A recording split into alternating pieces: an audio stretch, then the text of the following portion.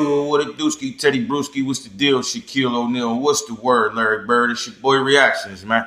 Remo's Reactions TV. Yes, we are back with yet another one, man. And before I go any further, I'd like to thank the Most High for another day. You know what I'm saying? Thank you so much. And everything we do over here is for entertainment and educational purposes. I do not own this content. This belongs to What Is My Star Worth. So make sure y'all go over there and support them. Everything's for entertainment and educational purposes, man. As I said, that's my disclaimer. I don't own this content. It's for fair use. The stage is set, y'all. You know, and Cuba Gooding Jr. basically just, he gets on the stand and just begins to just break down in complete tears and just spills everything, tells everything how he was there, he'd seen things he wasn't supposed to see but never said shit. So you're just as guilty as the parties involved, in my opinion. But no further ado, man, please subscribe to the channel if you're new. Hit that like for me, man. We're on the road to 5K, 10K, then we're going to spike it up to 20K, so I need y'all support. You know, just go like this, boom. You ain't even got to watch my shit, man. Just hit that subscribe. I want you to. You feel me? But you don't have to. That's your decision. But support your boy. Other than that, man, let's get this joint started and see what's going on with Cuba Gooding Jr., man. And entertainment purposes only. This is the verbatim federal courtroom testimony of the Sean Diddy Combs trial, as reported by Inner City Press. Cuba Gooding Jr. took the stand with a heavy sigh, his face weathered by the years of scandal, court appearances, and tarnished headlines. The courtroom murmured as the Oscar winner adjusted the microphone, glanced down at his hands, and tried to steady them. It was his first time speaking publicly under oath about his ties to Sean Diddy Combs, and about the night his own name was dragged into one of the most explosive scandals in entertainment history. Cuba Gooding Jr. took the stand with a heavy sigh, his face weathered by the years of scandal, court appearances, and tarnished headlines. The courtroom murmured as the Oscar winner adjusted the microphone, glanced down at his hands, and tried to steady them. It was his first time speaking publicly under oath about his ties to Sean Diddy Combs, and about the night his own name was dragged into one of the most explosive scandals in entertainment history. "I'm not here to protect anyone anymore," he began, voice low but steady. "I'm here to tell the truth, even if it hurts, especially if it hurts." The prosecutor walked him through his early interactions with Diddy. Casual parties, industry mixers, yacht invites. "I met Sean through a mutual friend in the early 2000s, Cuba explained. "He was charismatic, powerful, and knew how to make you feel like you were the most important person in the room. But that charm came with a price." When asked about the infamous yacht party where Diddy allegedly tried to serve him up, a young man named Lil Rod, Cuba's eyes dropped. He swallowed hard. "I didn't know what was going on at first. I thought it was just another party. But there was something about the way he kept saying, 'I got something special for you.' It felt off." He paused. "I remember Lil Rod being there, real quiet, just watching everything. Diddy told him to sit next to me, told him to relax. I tried to make small talk, but he looked scared. He didn't belong there. Not like that." Cuba's voice cracked slightly. "I didn't do anything. I didn't touch him. I never touched him. I swear to God." He raised his hand and looked directly at the jury. "Whatever Diddy was planning, I didn't play that game, but he wanted me to." He set it up like that. The courtroom was silent. The prosecutor nodded, then asked, "Did you feel trapped?" Cuba blinked hard, his voice now shaking. "Yes, God." Extraordinary! New players play $5 on the NBA playoffs and get 50 instantly in bonus. "God, yes. You don't say no to Sean Combs. He had people, eyes. He'd remind you without saying a word. I got up and left early that night. I knew something was wrong. I've made mistakes, plenty, but not that. Never that." Then came the tears. Cuba reached for a tissue. His hand trembled. "I was in the headlines for things I did, yes, and I've owned up to those. I pled guilty, I paid settlements. I went through hell. But this wasn't me. He took a long breath and continued. And when my name came up in this circus, I thought I'd lose my mind. I've worked my whole life and now people think I was part of that madness? Number, I'm here because I want people to hear it from me. Not a blog, not a whisper. Me. The prosecutor played a recording from a deposition where Lil Rod described the encounter. CUBA stared ahead as the words echoed in the courtroom. When it ended, he cleared his throat. If I ever made anyone feel uncomfortable, I'm sorry. But I didn't touch that kid. I didn't touch anyone at that party. And if Sean's team wants to use me as a scapegoat now that the walls are caving in, they picked the wrong man. He looked down, folded the tissue in his hand, and whispered, I should have said something sooner, but I was scared. The prosecutor let that sit before moving on. CUBA was then asked about his broader relationship with Diddy, what he'd seen, what he suspected. And the answers would only get darker from there. He began describing the parties. It started like anything else in Hollywood. Red carpet, champagne, networking. But then the invitations changed. Diddy started throwing these exclusive things. Not even your agent could get you in unless you had... The exclusive things was the freak-offs, allegedly. You hear me? The right face or name. Yeah. CUBA shifted in his seat. I remember one time at his mansion in Miami. Everyone had to give up their phones at the door. That wasn't unusual. But then they handed out robes. Robes. Said it was a spa-themed. But once you were inside, it was like walking into another world. He paused again, wiping his face. People think I'm saying this now to save myself. I'm not. I've already fallen. This isn't about redemption. This is about putting a stop to what's still going on. There was a beat of silence before the prosecutor leaned in. Did you ever see someone being hurt? And not to keep talking, y'all, but you know, Cuba Gooding Jr. went through his sexual, you know, I guess assaults allegedly, whatever happened with that. He got charged with something and he paid the settlement, you know, and it kind of ruined his Hollywood career and stopped a lot of, you know, movies and, you know, just stopped a lot of motion for him. Pause. But, you know, and around that time, I believe Puff knew that. And that's when he started, you know, trying to infiltrate him and get him in a position where he can, you know what I'm saying, just extort him or, I don't know, like just have a one up on him. I don't know why Puff did that, you know, did what he did and why. But, you know, essentially, man, at the end of the day, you know, you just as guilty if you're there and you don't say anything, in my opinion, bro. Like straight up. CUBA looked down. I heard screams. I heard crying. I saw women rushed out through back doors. But I didn't see anyone physically hurt. Not with my eyes. But I knew. We all knew. The courtroom sat motionless, as if afraid that even breathing too loud might break the gravity of what was unfolding. CUBA Gooding Jr., the man once cheered for yelling, "Show me the money," was now crying not for himself, but for what he failed to stop. For what he may have helped hide, simply by staying quiet. And now, the world was finally listening. He leaned forward slowly and dabbed his eyes with a new tissue. Voice hoarse. There were certain people who never came back to those parties. Women, mostly. I used to think they just didn't have fun, or it was too wild.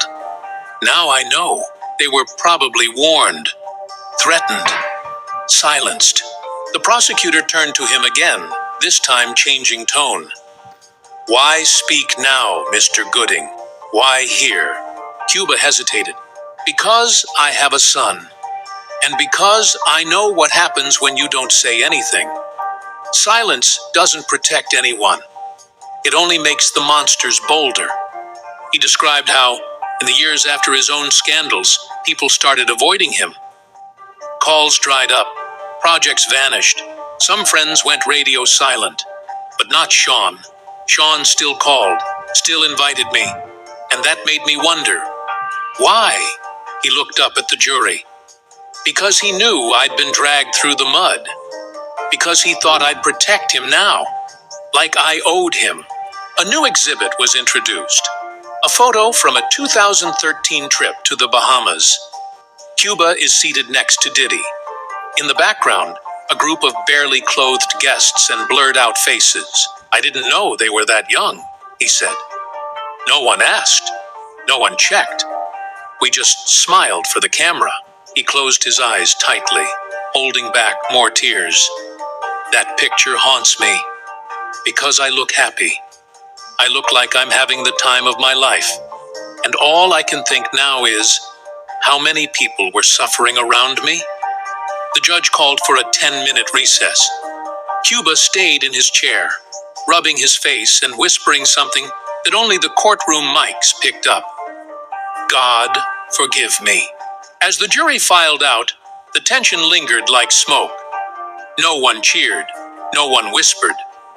They just watched the broken man on the witness stand, caught between his past and a chance to finally tell the truth. CUBA returned to the witness stand after recess with a different kind of tension in the air. His suit was slightly wrinkled now, his eyes bloodshot. He didn't need prompting to continue. He leaned into the mic, like he'd been holding this in for years. There's one thing I've never said publicly, he began, his voice low and shaking. One night, at Diddy's house in LA, something happened that I couldn't unsee. He wiped his eyes before the tears even came. It was one of those parties, the kind where nothing felt real, where everyone had to sign NDAs before walking in, where people walked. I think when he say nothing felt real, it's like the drug, the baby oil, the scene, all the just satanic rituals and all that weird, crazy extracurricular shit. Round in masks, not for fun, but to protect names. I remember walking into the upstairs hallway and hearing a girl scream. The courtroom froze. I didn't know what to do. I froze. I thought maybe it was part of the party. But when I turned the corner, I saw a security guard slamming a door shut, fast, like he didn't want anyone. Thinking it was part of the party is diabolical. I don't believe that for that crock of shit. Yeah. Talking about it's a part of the party. Man, what is you talking about, bro? Anybody scream at a party, motherfucker gonna turn like, yo, what the fuck? Unless it's a fucking, motherfuckers in there having an orgy and a chick screaming like with sex or something, but you hear somebody scream, it's gonna get your attention, motherfucker. You can tell if it's not something of the party and if it's along with the theme. Come on, dude. You gotta relax. To see inside, CUBA's voice cracked. I asked him what was going on. He just looked at me and said, "This room's off limits, Mr. Gooding." He stared forward as if he were back in that hallway. I walked away. I didn't say a word to anyone. And that's what haunts me the most. I could have stopped something. I could have asked questions, but I just didn't. The prosecutor remained quiet, letting the moment breathe. When the lawsuits came out, when the stories started breaking, I saw some of those same girls, different names, same eyes, same fear. I could have spoken up then, but I thought, who'd believe me? I was already knee-deep in my own mess. I thought if I opened my mouth, they'd say I was doing it to save face. CUBA took a long breath and let the silence carry the weight of his words. But it wasn't just me staying quiet. There were dozens of people at those parties. Actors, producers, athletes, influencers, big names. And they saw the same things. Maybe worse. But they said nothing, just like I did. And that's the real sickness. The silence. The shame.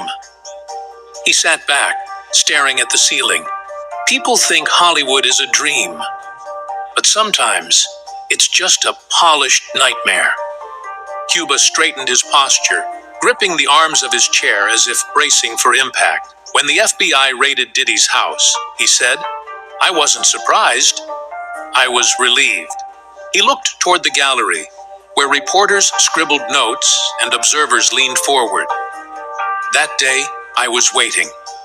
I knew it was coming. Hell, I hoped it was. Because if they took him down, maybe people would stop calling me crazy for what I'd seen. The prosecutor asked if he had ever seen videos or recordings, surveillance or otherwise, at any of these parties. CUBA nodded. Diddy had cameras everywhere, some out in the open, others hidden. I once asked about it, and he joked, "I like to keep memories." He swallowed hard. But they weren't memories. They were weapons. He paused.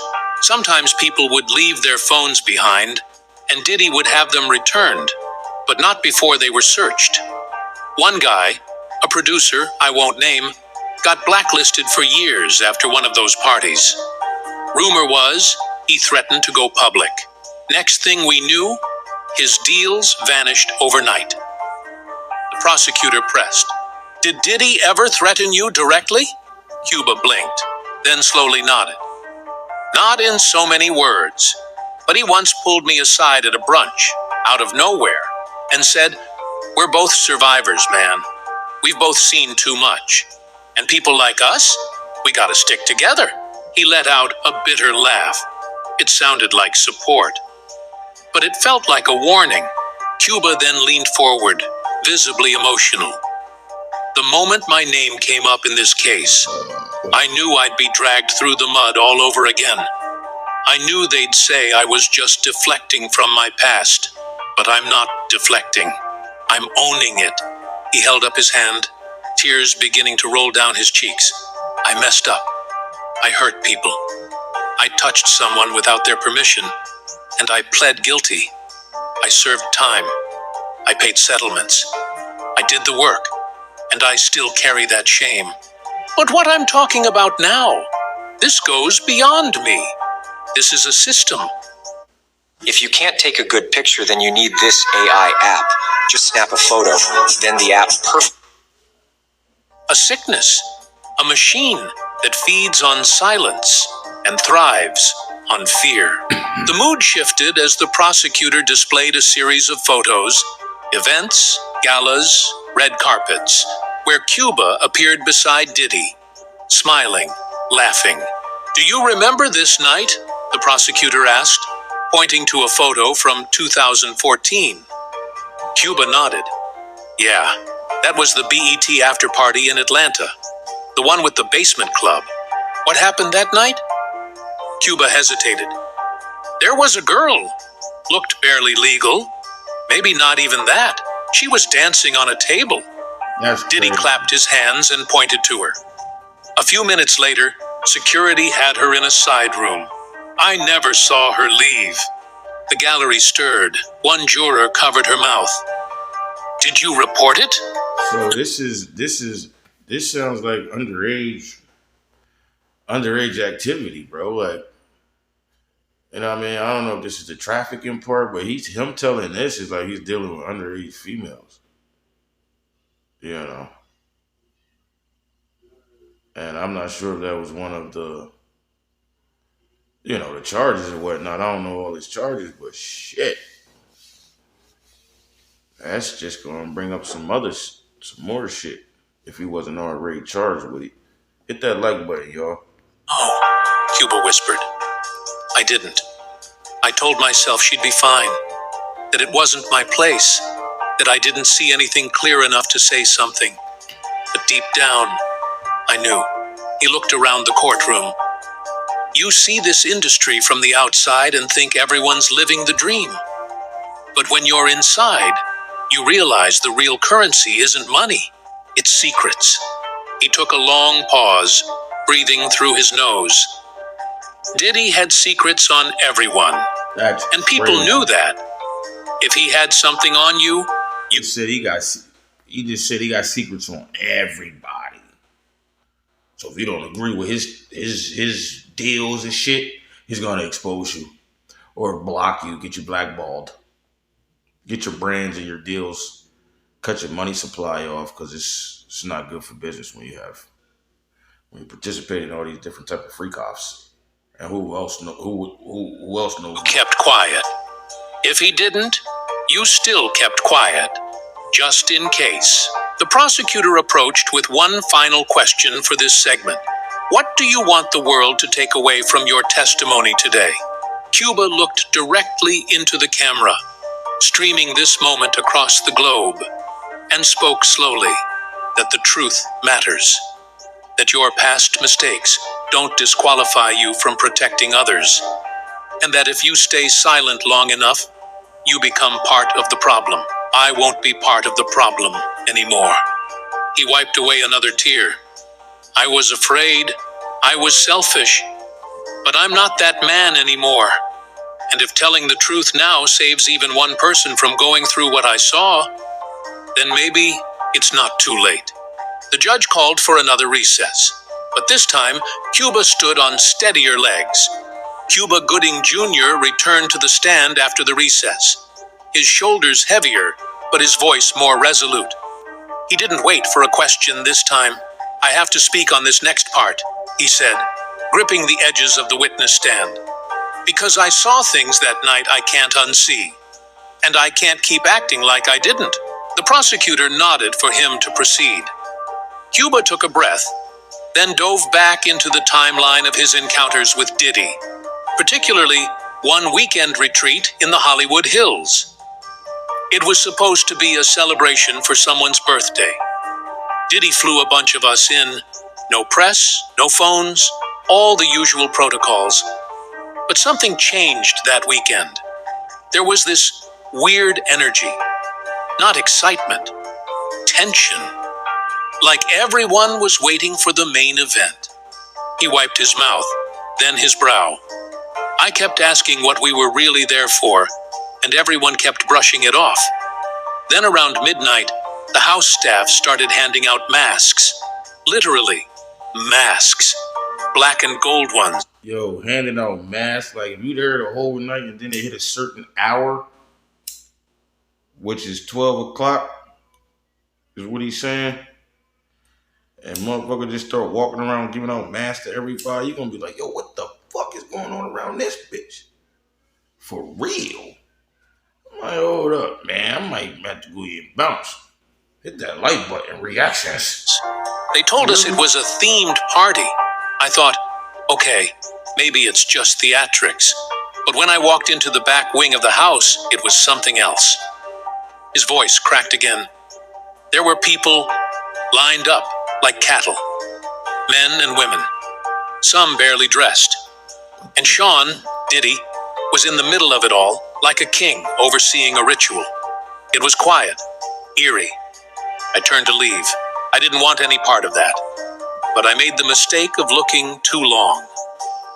CUBA said one of Diddy's security men cornered him near the hallway. He got close, said, "You didn't see anything, Gooding. That's the rule. You want to..." Yo, I can't watch no more, man. This is crazy, bro. Like, for real, y'all. This is fucking crazy. Like, it's like opened up a whole new, like, this nigga in there doing a ritual. He said people was lined up like cattle.